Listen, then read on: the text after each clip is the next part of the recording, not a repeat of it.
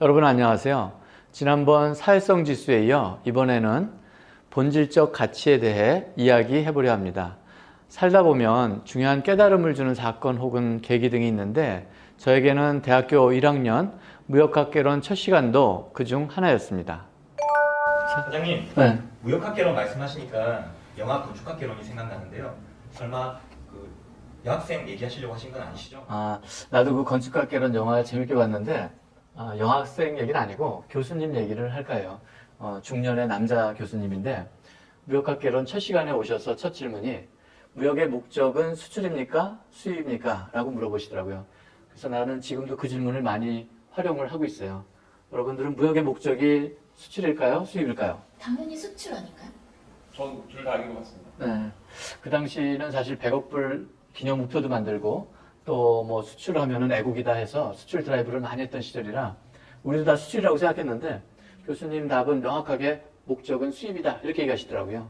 그러시면서 원시 시대를 얘기를 하시는데 원시 시대의 물물 교환이 무역의 시작인데 물물 교환은 내가 갖고 싶은 거를 가지면서 내가 가지고 있는 걸 주는 것.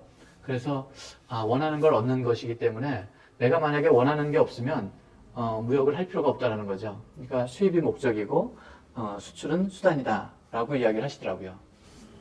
그런 것 같습니다. 근데 무역의 목적이 어떤 교훈을 주는 건가요? 내가 이제 연초에 융합형 인재 이야기를 하면서 어떤 상황을 다른 데에 대입해보고 또 응용해 보는 것을 얘기했듯이 이 무역 얘기를 듣고 다른 곳에 대입을 많이 시켜봤었어요.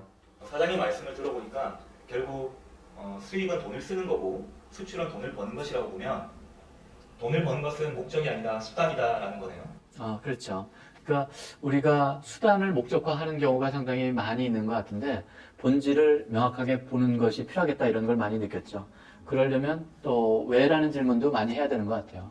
수단이 목적이 되는 건 목적이 없기 때문이겠죠.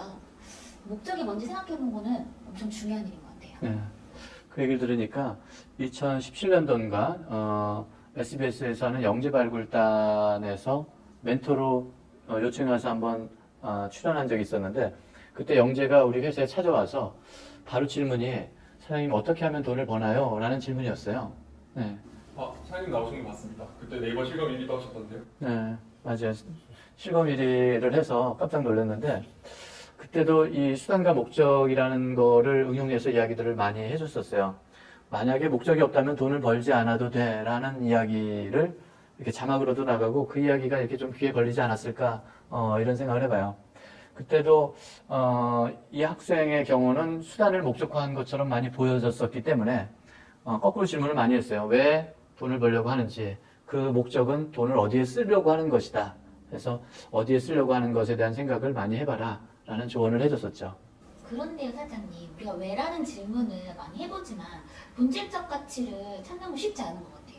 혹시 본질적 가치를 꿰뚫는 사장님만의 비결이 있으실까요? 본질을 보려는 노력과 훈련도 이제 필요는 하겠지만 내 경우는 단기적인 것보다는 장기적이고 멀리 보려는 노력을 많이 했던 것 같아요. 조금 더 길게 봐야 보다 보면 가치관이나 또 삶의 철학도 생각하게 되고 기업도 마찬가지인 것 같아요. 단기적인 것보다는 멀리 보고 경영 철학과 또 비전을 만들어가는 거죠. 예전에 명예회장님께서도 회사가 왜 돈을 버는지 정리해 주신 적이 있다고 들었습니다. 첫 번째, 회사를 위해서 일한 직원과 그 가족의 생계를 위해서, 또 두 번째, 회사에 투자한 주주들에게 배당하기 위해서, 세 번째, 기업 활동을 할 수 있게 해준 국가에 세금을 납부하기 위해서, 또 그 회사의 지속 발전을 위해서 재투자하기 위해서, 마지막으로 사회와 함께하는 기업으로서 사회에 공헌하기 위해서라고 들었습니다. 네, 맞아요. 그러니까 이제 회사는 왜 돈을 버느냐를 회장님이 명의장님이 명확하게 그때도 얘기를 하셨어요. 또 첫 번째를 직원으로 이야기를 또 해주셨었고, 근데 이 부분도 반대로 이야기하면 회사가 이익을 못 낸다라고 하면 사회공헌도 못하고 재투자도 물론이고 세금도 못 내고 배당도 안 되지만 또 직원들 급여도 못 나가게 되기 때문에 회사의 입장에서 보면은 이윤 창출을 해야 하는 목적이 더 명확해지는 것 같아요. 결국 그 기업의 본질적 가치는 이윤을 창출하는 거라고 보면 되겠네요. 또한 그 본질을 파악하려면 무슨 일을 하든지 왜라는 질문을 던져야 되는 거네요. 그렇죠.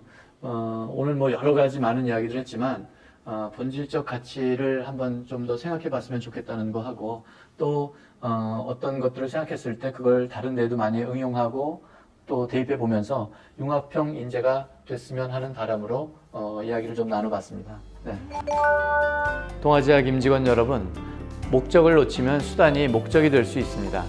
무슨 일을 하든 왜라는 질문을 스스로 던지며 본질을 보는 힘을 키워갔으면 합니다. 인류의 건강과 행복을 추구하는 동아지아의 미래를 함께 만들어 갑시다. 감사합니다.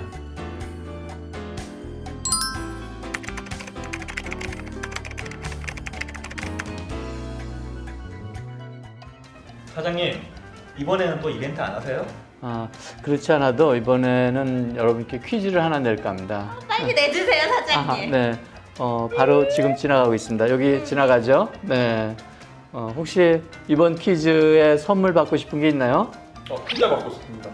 저는 케이크 좋을 것 같습니다. 선물은 자꾸 반짝이는 거 이런 거 아니에요? 아니죠. 뭐니 해도 이거죠.